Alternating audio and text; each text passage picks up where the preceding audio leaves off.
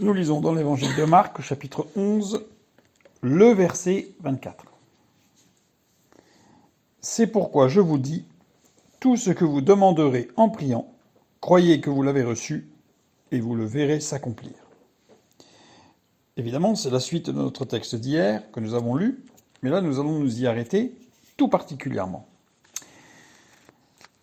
Littéralement, ce n'est pas tout ce que vous demanderez en priant, mais en priant vous demanderez. Tout ce que en priant vous demanderez. La prière est avant, ce qui est quand même important. Nous allons nous arrêter sur le verbe demander. Le verbe demander, c'est aiteo. Il faut savoir qu'en grec, il existe deux verbes pour demander. Il existe aiteo, comme ici, qui implique une sollicitation avec une certaine soumission. Et il existe le verbe erotao, qui implique une familiarité dans la relation, mais qu'il n'y a pas de notion de soumission. Ici, c'est aiteo, donc ça veut dire qu'il y a la notion de soumission. C'est une demande qui est soumise à l'autorité. Ce verbe est conjugué à la voix moyenne. Alors qu'est-ce que ça veut dire en grec? Ça veut dire que le sujet accomplit une action sur lui-même, une action réfléchie, ou pour son propre intérêt. Je vais prendre un exemple. Le garçon soigna, mais si le verbe est à la voix moyenne, c'est le garçon se soigna. Ça veut dire que littéralement, il faut lire tout ce que vous demanderez, et non pas tout ce que vous demanderez, puisque c'est à la voix moyenne. Il n'y a aucun sens autre possible. Et justement, d'abord la prière. Proseukomai, qui vient de deux racines, pros, qui veut dire à l'avantage de, envers, en considération de, et eukomai, demander à Dieu quelque chose. Donc en considération, on demande à Dieu en considération de Dieu. Donc ça veut dire que ici, littéralement, il ne s'agit pas de demander quelque chose en priant, mais il s'agit de, en priant, de se demander quelque chose. Et en particulier, si c'est la volonté de Dieu. Ça change fondamentalement le sens.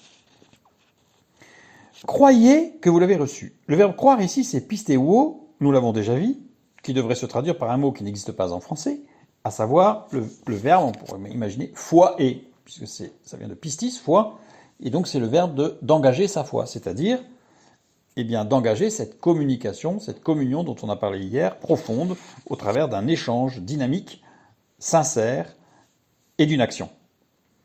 Donc croyez. Croyez que vous l'avez reçu. Que ici, oti. Littéralement, parce que. Ça veut dire que, en priant, vous vous demanderez, en priant c'est en considération de Dieu, vous vous demanderez, évidemment, sous-entendu, si c'est dans le plan de Dieu, vous engagez votre foi, c'est-à-dire votre communion, votre communication totale avec Dieu, parce que vous l'avez reçu. Non pas croyez que vous l'avez reçu, mais parce que vous l'avez reçu. Alors vous, ici, vous, c'est oumin, en grec. Il faut juste savoir quand même que oumin, c'est le datif de oumeis, qui veut dire vous. Alors un datif, ça veut dire que ça désigne l'attribution et l'intérêt ou l'avantage. Bon, l'ablatif n'existant pas en grec, en latin, le datif assume aussi les valeurs instrumentales et de locatif, c'est-à-dire en vous. C'est-à-dire que littéralement, c'est en vous, pour vous. Engagez votre foi, votre communication profonde, parce que en vous ou pour vous. Et après, il y a le verbe avoir reçu. Avoir reçu, lambano. Lambano, c'est un verbe très particulier dans le Nouveau Testament qui est utilisé, je dirais, assez souvent, mais dans des contextes et dans une désignation bien spécifique au Nouveau Testament. Lambano veut dire se revêtir complètement, prendre comme seconde nature. Ça veut dire que c'est être renouvelé, lambano. Lambano veut aussi désigner plutôt une action de saisir ou de prendre quelque chose, et généralement par la main pour l'emmener, mais pas exclusivement. Ça peut être aussi par la pensée, par la volonté, etc. Ça veut dire qu'on pourrait le traduire par s'approprier. Parce que, donc littéralement, engagez votre foi, votre communion, parce que en vous ou pour vous, le renouvellement est le fait de s'approprier quelque chose. On n'est plus du tout dans la même dynamique par rapport à la traduction. Et vous le verrez s'accomplir. Et vous, il n'y a pas vous. Dans le texte original, il n'y a pas le mot vous. Il n'y a ni ouméis, ni oumin. Il n'y a pas. Le, il n'y a pas non plus. Il n'y a que le verbe verrait s'accomplir. Et ce verbe verrait voir s'accomplir, c'est ezomai. Or, ezomai est un verbe particulier, puisque en fait, ce n'est pas un verbe, c'est une conjugaison. C'est le verbe eimi, c'est-à-dire le verbe être, conjugué à la première personne du singulier au futur. Littéralement, je serai. C'est Jésus qui parle, et Jésus qui dit tout ce que, en priant, donc c'est-à-dire en demandant quelque chose à Dieu, mais dans le sens, en se posant la question, pour que ça corresponde à ce que Dieu veut, vous demanderez aithéo, c'est-à-dire que vous demanderez, on l'a vu, conjugué à la voix moyenne, croyez, engagez votre foi, parce que en vous, le renouvellement, vous approprierez, je serai. C'est Jésus qui dit, c'est celui-là même qui dit je suis. Et qui dit si vous faites ça, je serai. C'est-à-dire si vous faites ça, je serai. Et ça sera en vous la dynamique du renouvellement, la dynamique de la sanctification, de l'édification, hein, pour faire court, je serai. C'est une parole extraordinaire. Extraordinaire. Mais remontons un peu au début du verset. Parce qu'au début du verset, il est dit « C'est pourquoi je vous dis. Tout ce que, en priant, vous demanderez. Tout ce que, c'est quoi tout ce que ?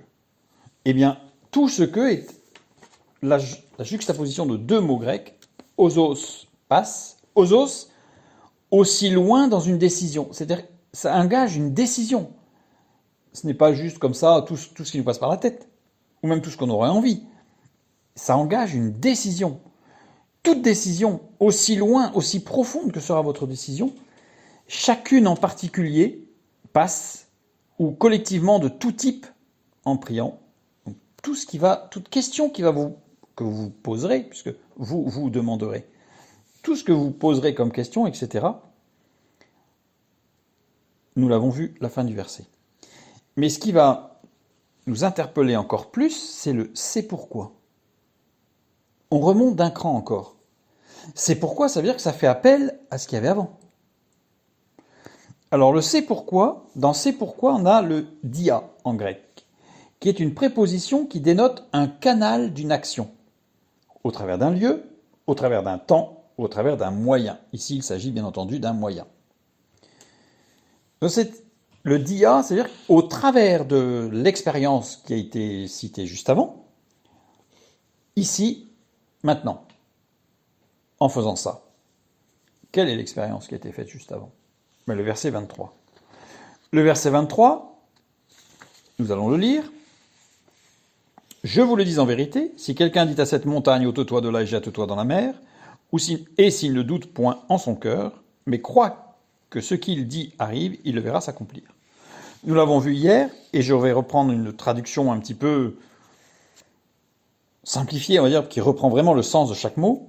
En vérité, amen, la foi. Dans la foi, je vous le dis.